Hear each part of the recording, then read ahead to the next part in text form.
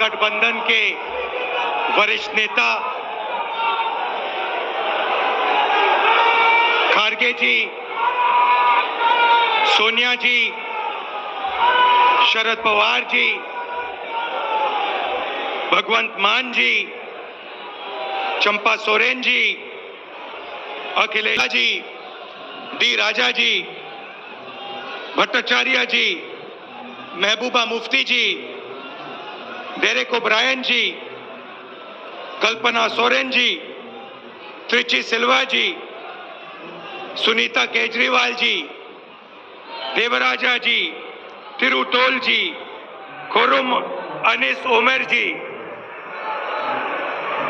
और स्टेज से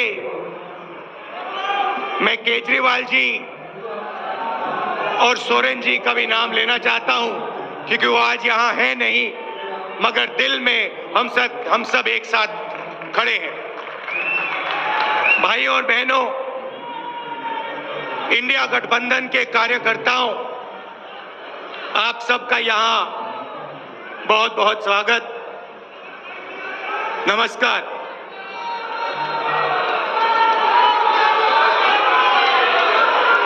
आजकल आईपीएल के मैच चल रहे हैं, देखते हो आप लोग। मैच फिक्सिंग शब्द सुना है आपने? सुना है? जब बेईमानी से एम्पायर पर दबाव डालकर प्लेयर को खरीदकर कैप्टन को डराकर मैच जीता जाता है। क्रिकेट में उसको मैच फिक्सिंग कहा जाता है। हमारे सामने लोकसभा का चुनाव है। अंपायर किसने चुने? नरेंद्र मोदी ने। हमारी टीम में से मैच शुरू होने से पहले 2 खिलाड़ियों को अरेस्ट करके अंदर कर दिया। तो भाइयों और बहनों, ये जो चुनाव हो रहा है, नरेंद्र मोदी जी इस चुनाव में मैच फिक्सिंग करने की कोशिश कर रहे हैं। ये जो उनका 400 सीट का नारा है,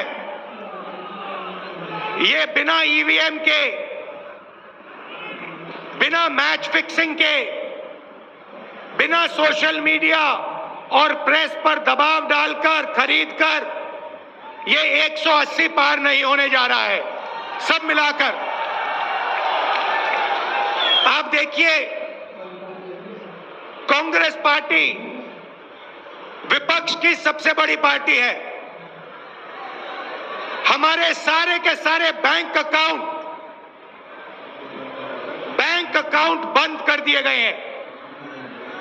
चुनाव के बीच में देश की सबसे बड़ी ऑपोजिशन की पार्टी के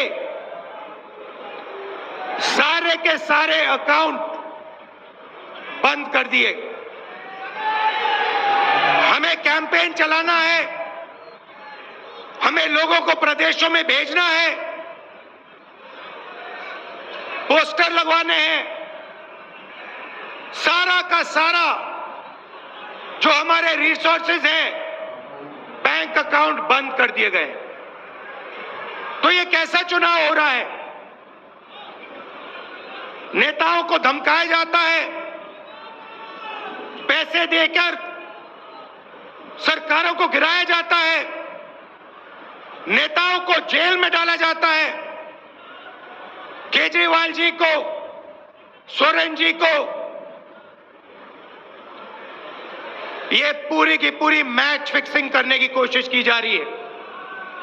और ये मैच फिक्सिंग सिर्फ नरेंद्र मोदी नहीं कर रहे हैं, ये मैच फिक्सिंग नरेंद्र मोदी और हिंदुस्तान के 3-4 सबसे बड़े अरबपति मिलकर कर रहे हैं।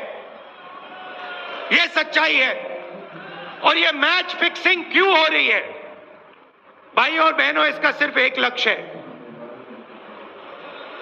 कि हिंदुस्तान का संविधान,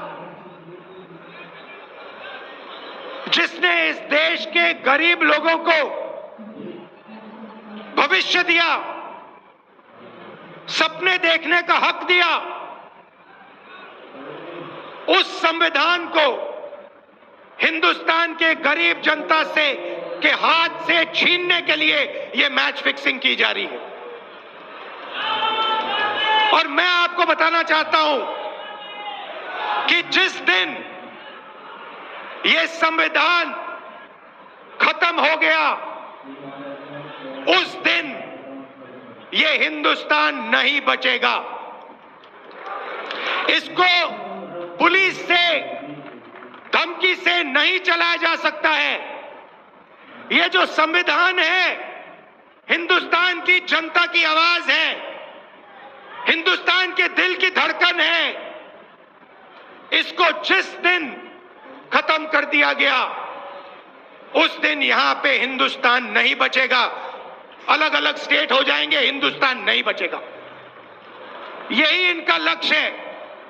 ये सोचते हैं कि संविधान के बिना धमकाकर, डराकर police, CBI, ED, income tax department के साथ देश चलाया जा सकता है।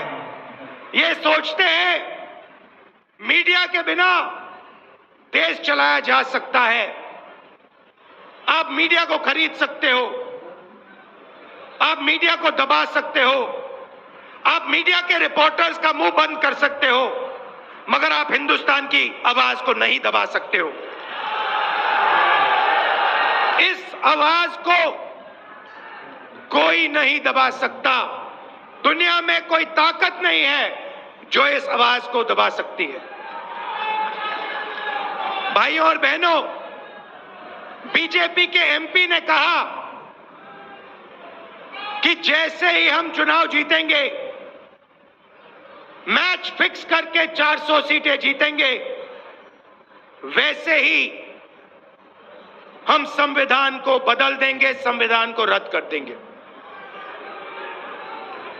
ये ऐसे ही नहीं बोला गया। ये टेस्ट करने के लिए, आइडिया टेस्ट करने के लिए बीजेपी के एमपी ने बोला है। ये लड़ाई संविधान को बचाने की लड़ाई है। जैसे अखिलेश जी ने कहा, संविधान चला जाएगा,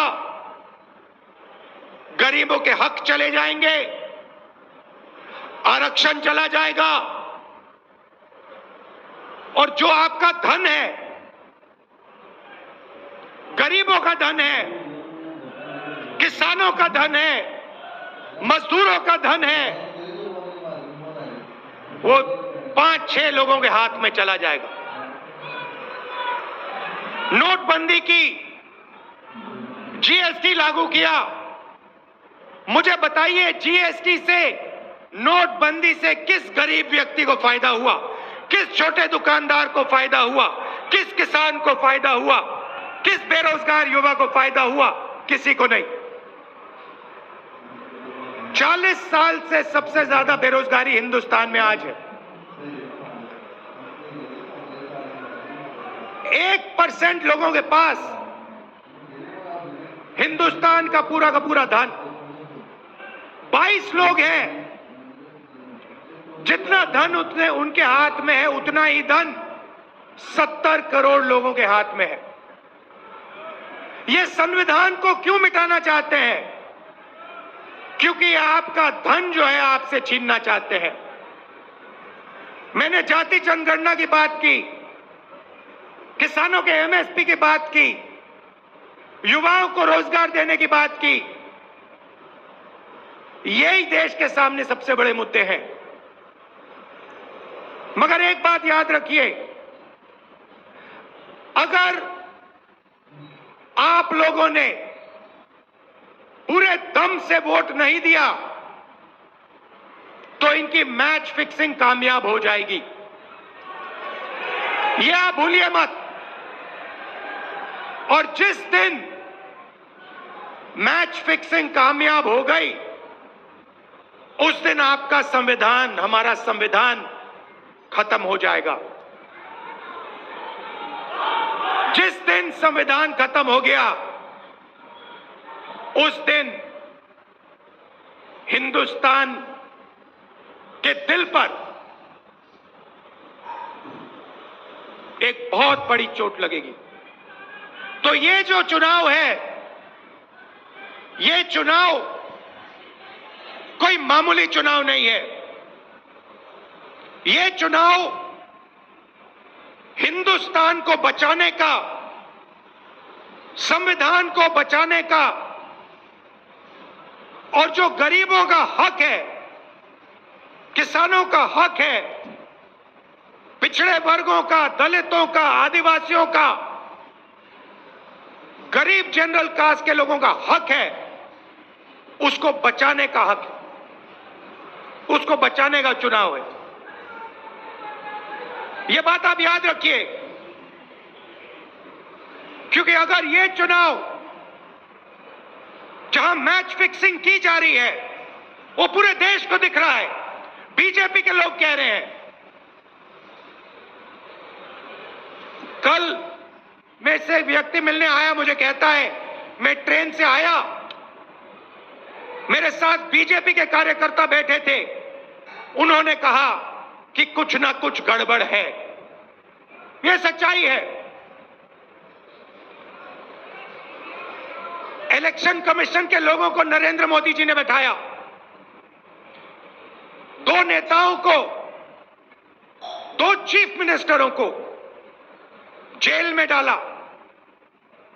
चुनाव से कुछ ही महीने पहले अगर डालना था तो 6 महीने बाद डाल देते, 6 महीने पहले डाल देते। नहीं, चुनाव से 2-3 महीने पहले 2 चीफ मिनिस्टर को डालना था। आपने हमारे बैंक अकाउंट बंद किए। बैंक अकाउंट बंद करने थे, 6 महीने पहले करते, 1 साल पहले करते, 6 महीने बाद करते, कोई फर्क नहीं पड़ता। आप चाहते हो कि विपक्ष चुनाव ना लड़ पाए, और इसीलिए आपने कांग्रेस पार्टी के बैंक अकाउंट रद्द किए, आपने इलेक्शन कमीशन में अपने लोग बैठाए, आप जुडिशरी पे दबाव डाल रहे हो, क्योंकि आप चाहते हो कि मैच फिक्स हो, संविधान रद्द किया जाए और आप सत्ता में रहो। मगर भाइयों और बहनों, मैं सच बोलता हूं, और मेरी बात आप अच्छी तरह सुन लो। अगर हिंदुस्तान में